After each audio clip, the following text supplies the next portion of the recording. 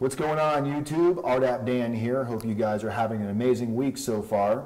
We have Kim Busby with us tonight, who's going to be telling us about her story, what she did, what her process was like, how it affected her and her family, and how she ultimately ended up receiving probation. So Kim, how are you doing tonight? And thank you for joining us. I'm good. Thank you for having me. So Kim, tell us a little bit about how this whole process started for you, what you were doing, what your crime was, and what was going through your mind at the time this all just kind of started. Because there's a lot of people right now that are going to be watching this video that are in very similar situations to what you went through. So kind of take us back from the beginning and just tell your story a little bit. Well, I was working as a pharmacy technician at a hospital, and I started, well, I'd had surgery prior to that, several months, and I started taking meds from my work, and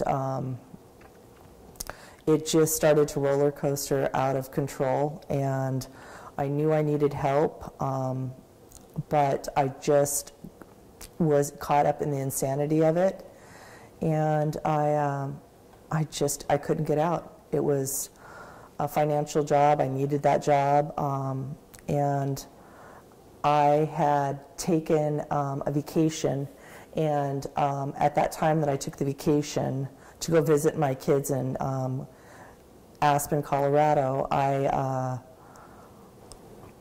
got a phone call that there were missing meds, and at that point I then texted them that next day and said I wasn't going to be coming back, that I was going to be staying with my family, and I knew I was caught. Who was it that texted you that they were missing medication? And tell us a little bit about that. So you were a pharmacy tech. Yes. So you had access to controlled substances. What type of medication were you taking? I was taking oxycodone. And I got a call from a coworker, actually. And when I had gone to visit my family, I told them, you know, what had been going on. They knew what was going on, and they wanted me to quit. And I thought, well, I'm going to go on vacation, and I'm going to contemplate quitting. And then I got that phone call, like, the second day that I was there. And when they asked me, I was just put on the spot, and I was just, you know, I don't know about that. But I did know about it. I hung up. I told my kids, you know, it's finally hit the wall here, and I can't go back. I need help. I knew I needed help before that, but when you're an addict, craziness just sets in, and everything doesn't seem, it just seems so impossible. It really does. And that's when we got on the phone and we started looking at rehabs and things like that. And that's when I went on my journey of the rehab. And tell us a little bit about how you were stealing the medication from the company and when you started stealing it and when they found out. Well, I'd worked for the company off and on for about a 7-year time frame. And I had never, ever even thought about doing that. But at this time, like I said, I'd had surgery. I was really suffering depression. And it was just it was an escape. Okay, I started taking the pills back in August of 2016. And I was taking them from the Pyxis machine, the machines where the nurses remove the drugs. So we were the ones filling them and keeping them stocked. So when I was filling them, I would check out, say, 20 tablets of oxycodone, and I would sign that out in the book, and the pharmacist would check it off. I would then go to the Pyxis machine, do a refill, but instead of 20, I would put 15. I was strictly taking enough for that day. And so it was typically 6 tablets a day. But tell us, so you're signing out 20. Where were these 20 supposed to be going? Were these going to patients? They were going to the machine, the vending. The Pyxis machine is like a vending machine. Okay. So they were going to a machine, a neutral, where then the nurse would come and check out 2 tablets for a patient. It wasn't being taken from a patient. It was being taken from the machine. And how did they think, or how did you think that, what's the accountability of the machine? How is somebody checking and validating that there's, if you said you're putting in 20, but you're only putting in 15, how does that offset? Is it like a cash register that doesn't add up at the end of the day? No, it doesn't. That was where I think they realized there was a problem. They didn't realize the problem, but now after the account, after me getting arrested, stealing the drugs, then they realized there was a missing link to that. And so the only way that they could find out was if a nurse checked out medication and they did a miscount. It would show error, and then the tech would come and do a recount and follow that trail. So typically, there weren't a lot of miscounts, and there were so many medications and so many controls. If there was a miscount, chances are it's not going to be that specific med all the time. So I was riding a fine line from the very beginning, and every day I had severe anxiety. I had a lot of guilt, but I just would cover it up with taking the medication again. So the first time you did it to the last time you did it, I imagine, did it just keep getting easier and easier because basically the only thing that would get you caught is if later on there was a miscount, and then the pharmacist would go back through and, like you said, he would check the trail, and that's where they would find that gap. So as long as there was no miscounts, technically nobody would notice a couple of pills missing here or there. So when you were doing it every day, did you feel like you were using up all of your good luck that eventually somebody was going to catch this at some point? I always knew I was going to get caught. That's the insanity of addiction. At that time, you're not thinking clearly. I was a completely different person than when I was sober. So it was just a vicious cycle. So thinking that you were going to get caught at some point for this, so if you got caught stealing Schedule II narcotics, what did you think would possibly happen? I thought this exact thing would happen. I knew, especially with a hospital having to turn that into the DEA, it wasn't like it was a private pharmacy. I knew the consequences. That's what's so crazy about it. Consequences meaning prison? Meaning, I thought about prison, but I thought everyone knowing. And I thought about jail time, but it was tucked back a little farther. And so I didn't think about it. I thought about it, but like I said, the addiction just took right over. Were you in denial with it to where you didn't want to think about the reality of getting caught at all because it was just, was it conflicting with the fact that you were actually taking these drugs and the thought of getting caught? Where was the balance in there? Where was it that, because you could have gotten the drugs other ways, right? You could have went out and bought them on the street. I could have, but I never went that route. And I was a person like many addicts who I personally used solely by myself. No one knew. It was a very big secret. Did your family know you were taking 5 or 6 pills a day? My family knew I was on something, and they knew something, they just didn't know what. And then when I had talked to them a couple months prior to that, they were like, you've got to get out of this situation. So the official charge that you received originally was what, obtaining a controlled substance by fraud? Yes. So you started taking medication from this Pyxis, is it called Pyxis? Yes. So you started taking medication from this Pyxis machine in 2016, and it was basically, like you said, every single day. I can see it here. 5 tablets, 5 tablets, 5 tablets, 4 tablets, 5 tablets. A couple of days, you got a little greedy and you went for the 10, 11 tablets, all the way down to basically February 4th, 2017, so about a year ago. Mm-hmm.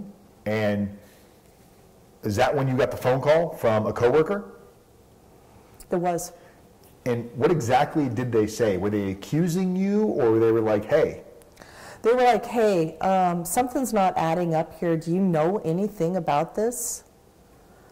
And my first reaction was like, oh no, I'm busted. No, I don't know anything about it.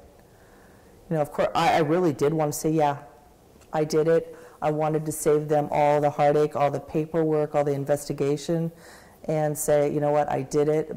But I was, at that point, I was, you know, coming down from narcotics, and I didn't know what to do. I kind of panicked. I just held to, I don't know. So you went into a denial phase with work. With work, I did. Not denial with yourself, but you basically went into a lying phase. You weren't going to tell them. At what point do you think they knew that it was you and you still were not coming clean? They knew right away, okay. I think, because the next day I texted them and said, hey, you know, I'm not going to come back. Because prior to this, probably a month and a half before that, I had given notice. And I knew I had to get out.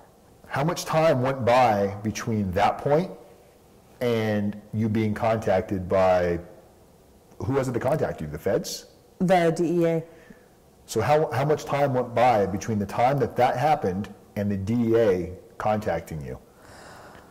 Let's see, I had, once they called me, then it wasn't not long after that I got a letter from the Board of Pharmacy, and that there was an investigation.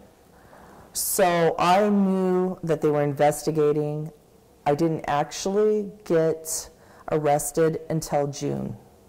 So from February to June, you didn't really know what was going to happen. You knew I didn't know what was going to happen, and everybody thought, oh, you're going to skate through this. But in the back of my mind, I knew that they had to report it, and I didn't think I was going to. I really, in the back of my mind, I thought that I was going to eventually, they were going to catch up with me. And as the months went on, you know, I started to think, well, maybe not. But they got a hold of me. They were at my house in June. Did you have an attorney between February and June? I did not. At what point did you decide it was time to reach out and talk to somebody that could give you some legal advice about your situation? Actually, when I got arrested, they appointed me a federal attorney. You're battling with this opiate addiction. February is your last day at work. Mm-hmm. Prior to that, you were basically stealing anywhere from 5 to 10 or 11 pain pills per day at work. Now you're going from February to June. Did you just quit cold turkey, or how were you getting your high at this point? I quit. When I was in Colorado, I flew. We got in contact with a rehab in California. So I got hooked up with them, and I flew home back to Spokane, and flew out like a few days later to California. And that's where I started my rehab. When you came out from Colorado and you left the treatment facility, you came here, you still realized you needed help. So now you started going to your own substance abuse professional, and you started going to NA meetings. Mm-hmm. And when was this? At what point did you start doing that? That was the end of February. And how long did that last for? How long did you continue to go to that? I'm still going to that. I'm still very involved. As you're going through this, as you know you're under investigation, you've received a letter from the Board of Pharmacies that you're being investigated. Did you think at some point that the feds were going to come knock on your door? Was that a possibility in your mind? It really, as time went on, I really had no idea that the feds were going to be telling me, you know, they had been following me for weeks, and I didn't have any idea. I just thought it was going to be some paperwork. I really thought it was paperwork. So while you were going through this, while you were going to NA, and while you were going to the substance abuse professional, did you go back to work? I was working, yes. I had a business, and I was watching my grandkids. And what kind of business did you have? I had a cleaning business, and then I also was doing esthetician work at a spa.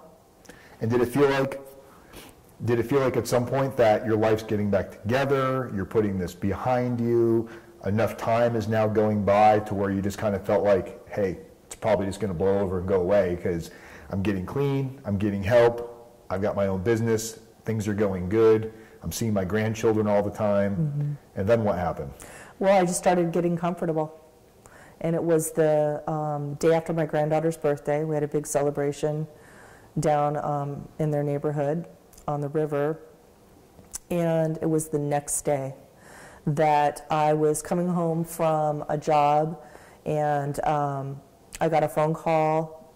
It was an agent letting me know what his name was, and when he said DEA, I knew it was all over, and he wanted to meet me. He thought, can we meet somewhere? I know you don't know me, so you may be uncomfortable with coming to my home. And I said, no, actually, I'm almost home.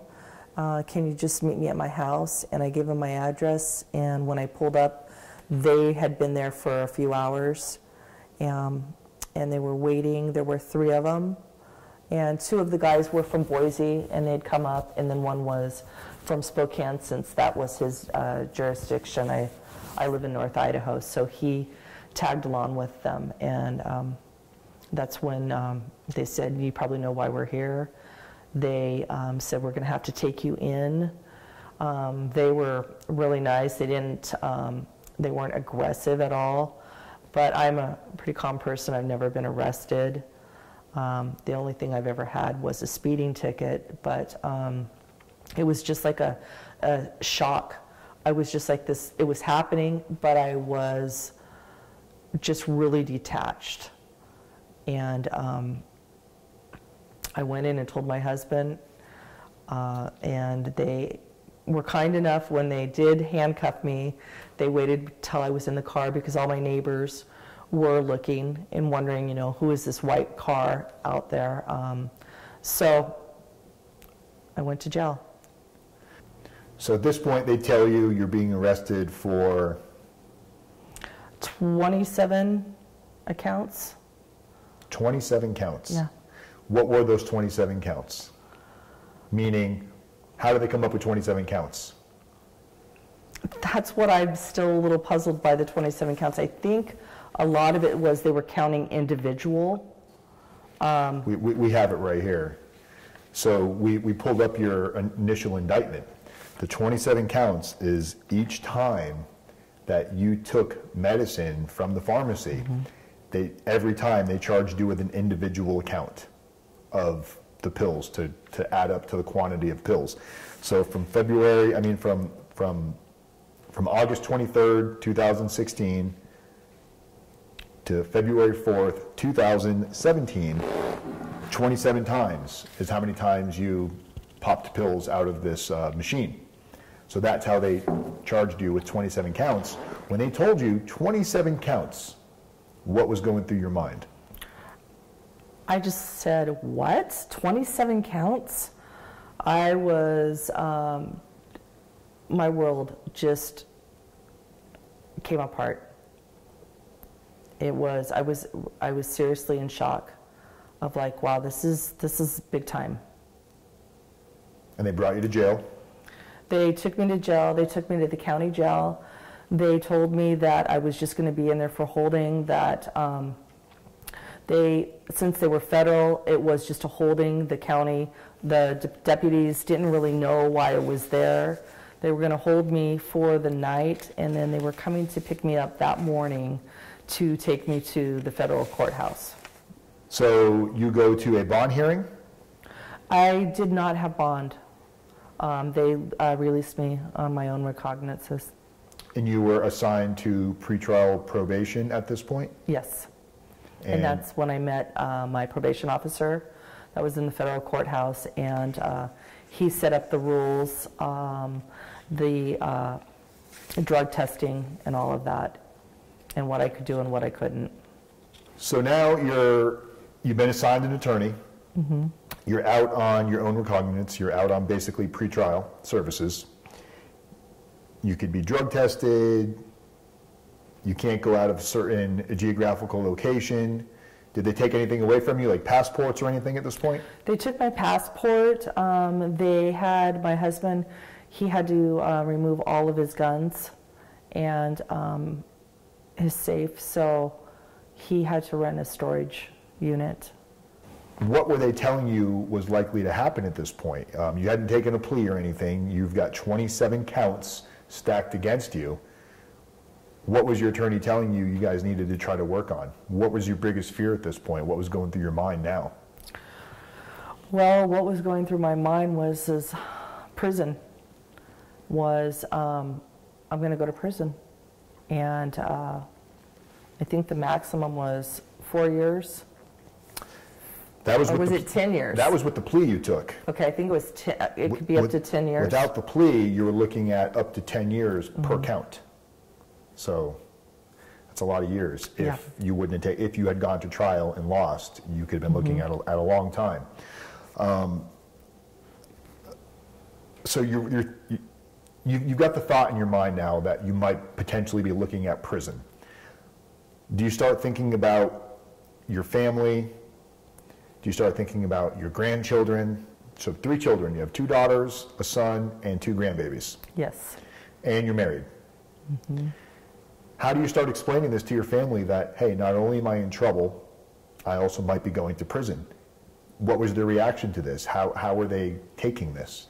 It was devastating. It was very devastating for my family. My oldest daughter has the children, and she had a real struggle with it. I mean, we all, it was like being in prison for that whole waiting period because I didn't know what was going to happen. So that was definitely the hardest part. The reality, as I talked with my lawyer, we went over everything. He had, typically his cases were much greater than mine, so he was surprised. I'd never been arrested, I've never been in trouble, that I had 27 accounts. How did you come to find out about the work that we do and a little bit about me? How did you find out that we existed?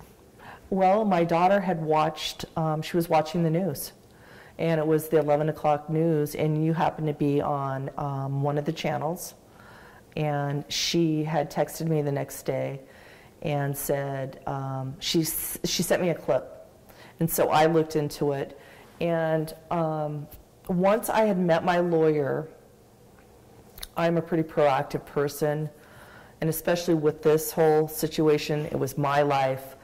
I wanted to cover my bases. And so once I watched the interview of you talking about what you do,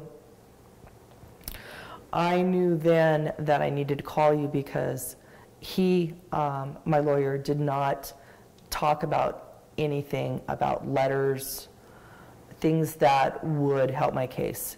He was basically, let me do the work and we'll go from there.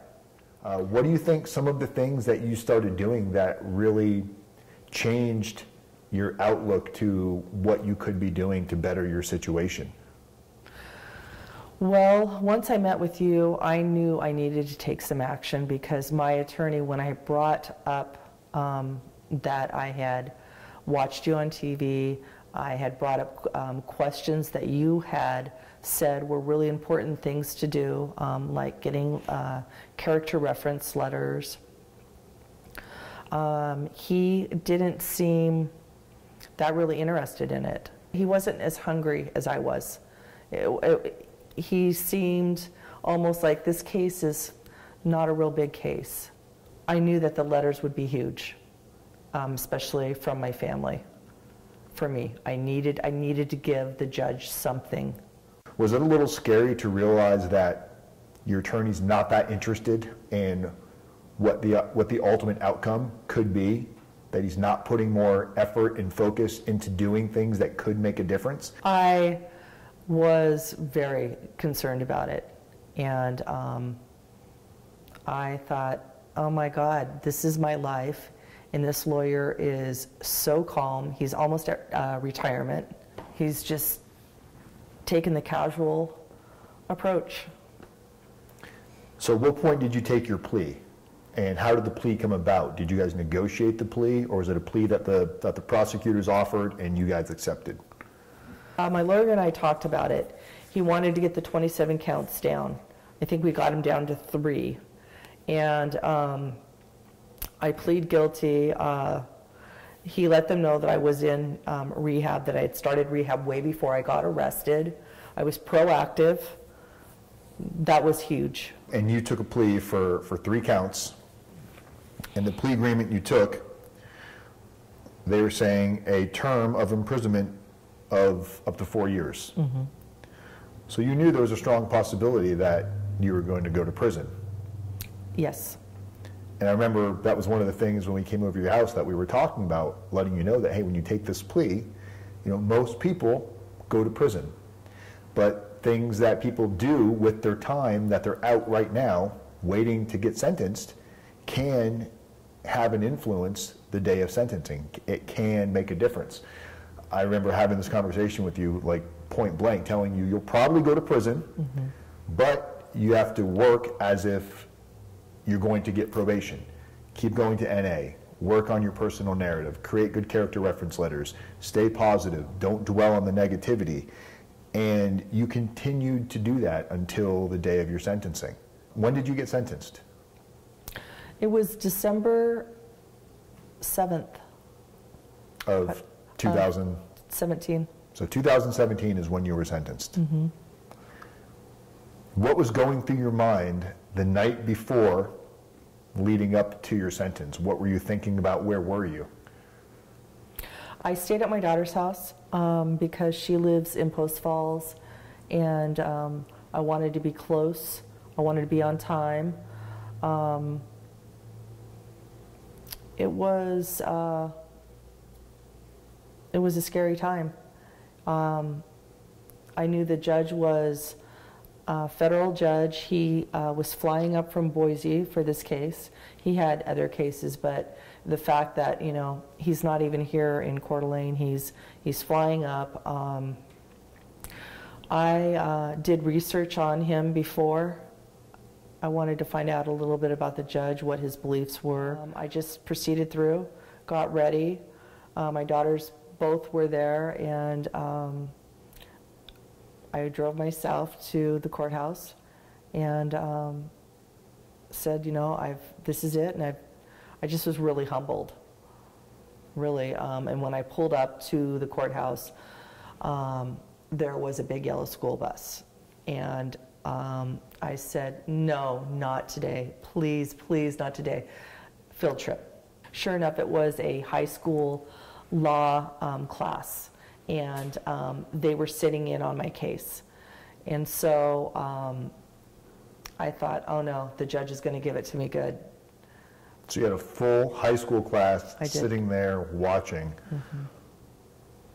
Did you feel embarrassed? Were you ashamed? Did it feel like you didn't want this kind of exposure? What was going through your mind? What was the biggest concern with the high school being there?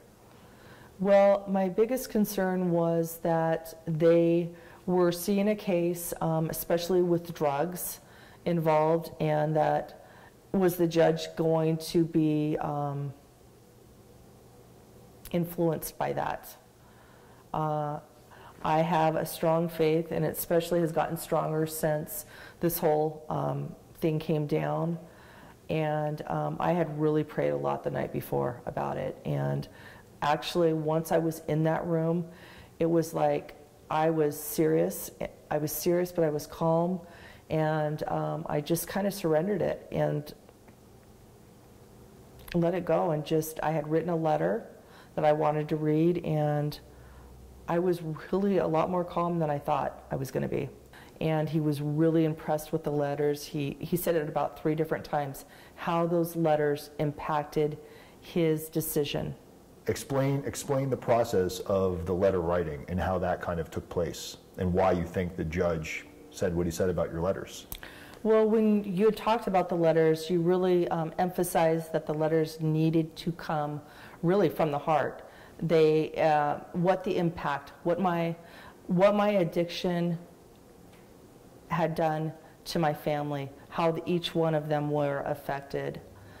So those were big things because I really wasn't sure what that letter, like a character reference letter from a job. Oh, she does a great job at this and this and this. No, my kids were honest. Because I remember reading those letters. They did a good job at holding you accountable, explaining how you had caused a lot of issues and turbulence in their life because of your choices and how it's affecting them and your grandchildren and what's going to happen if you go to prison. They did a really good job at putting this together and putting in the letter, but then explaining why they wanted to sit there and write this letter, because you had taken accountability, because you had taken the necessary steps, because you weren't blaming other people. I think that's the big thing where people need to focus when they're writing these letters. It's more than just, I'm sorry. But my family did, you're right, hold me accountable. And people make mistakes. They showed me a lot of grace in that letter. The judge said that typically in his court, he does sentence most people. Most people do jail time. Maybe 1 in a month may get probation, and that he was going to give me probation for 5 years. I did get probation. I did not receive jail time. I still have to do, I have a felony now. I had to surrender my passport. I'm not practicing in the medical field any longer, so I'm really starting over. So you're on probation right now, 5 years probation. You've been on it for a few months. They took your passport away, and you also had restitution, correct? I did. How much restitution did they give you? It was $10,250. And what was that based on? That was based on the pharmacies' hours that they took to investigate, to basically find the paper trail of how far back I had this had started when I started taking the medications. And so it was labor. So you had $10,000 restitution, 5 years, supervised release, probation. Does this probation, are you required to drug test? I am. So. And alcohol. So they put alcohol in there too. So no drinking? No drinking. And obviously no substance abuses at all? No. And no breaking, no, you can't get in trouble, you can't travel without permission. Right. So one of your daughters is preparing to get married, correct? Yes. And where is she getting married at? She's getting married in Playa del Carmen, Mexico. Mexico. That is out of the country, which requires a passport in order to be able to go there. One of the most common questions we receive from viewers, clients, is while they're on probation, are they able to get their passport back and travel outside of the United States? So tell us a little bit about, are you going to be able to go to the wedding? What were some hurdles if you are able to go to the wedding? Tell us about this a little bit. Well, I didn't think I was going to be able to go. I thought, well, maybe they're going to let me go. It's my daughter's wedding. But I did owe the restitution. And I had asked my probation officer if I could go to my daughter's wedding, and he asked his boss, and they came back with, no, you can't go. It's probably not a good idea because you do owe over $10,000, and how would that look to your ex-employer, you going to Mexico and you owe all this money. So I was able to get my restitution paid, and they are letting me go, which my probation officer has said, I've never let anybody go out of the country. So it was a huge blessing. That's a really amazing accomplishment, because we hear this question all the time, and I honestly didn't know the answer. I've asked my probation officer, and he's told me, I don't know. So I think the answer is technically, yes, you can travel outside of the country on probation, but it may not be easy. If there's restitution, chances are they're going to want the restitution paid, and some people have millions of dollars in restitution, so it may not be possible for everybody. But for those of you that are watching, if you're on probation and you do not owe restitution, do everything you can do, stay above board, and it is a possibility that you could travel outside of the country if you do have a passport. So you're going to this, you've been doing the right thing, you've been clean and sober now for how long? For a year. How does that feel? Feels great. Feels like I'm getting my life back. When you received probation, what did that feel like when you were told 5 years probation from the judge? I was just overwhelmed with gratitude that I was not doing jail time. And I think I got, they had said I did receive the probation 5 years because of such a big fine, too. The $10,000? Yes.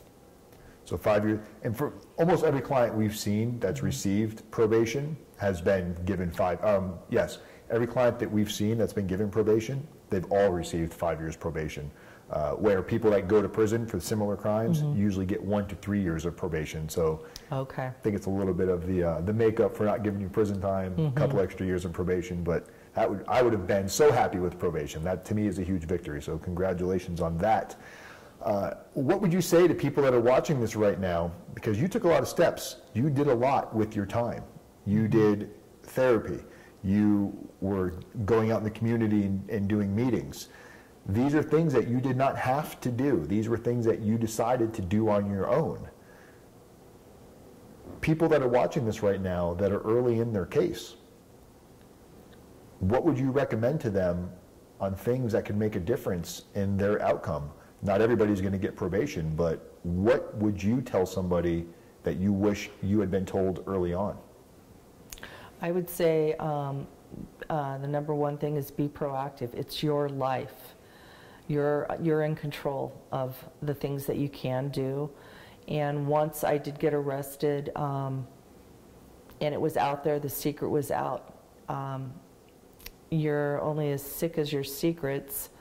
My secret was out, and I wanted help. How important was family support in this? It was huge. It was so huge. It really helped me from getting so deep in depression. It really did, because I had the hope. They were my kids. I'm setting an example. I'd already messed up. I needed to follow through. And I owed it to myself, but I owed it to my family too. Well, Kim, I think you did an amazing job with this entire situation, from the point where you went basically cold turkey from finding out you were busted to immediately realizing you needed help. And that obviously played a huge role in the outcome of your sentencing, because you started so early on in your situation a year ago. A lot of people are going to watch this that are going through the same exact thing as you. Not everybody has the same family support. So I think it's important, if somebody doesn't have that type of family support, that they reach out and find other areas of support. The final thing I'd really like to say is the Narcotics Anonymous or AA support groups like that are huge. And when I first started going, I didn't feel like I belonged there. I couldn't relate to a lot of the people, but the bottom line is an addict is an addict. And you can be in that room with people that are addicted. Only you know with another addict's going through. So that has been huge support for me. All right, Kim, thank you for joining us tonight. It was a lot of fun having you on. I think you covered a lot of good areas, and you showed people that you can influence the outcome if you're just willing to work for it. That's the important thing that everybody can take away from this tonight. Those of you out there that are watching this video, thank you very much for the support you've given over the last couple of years. Don't forget to subscribe to our channel if you haven't already done so. I'm RDAP Dan. People helping people, community is method, one day at a time. Talk to you guys soon.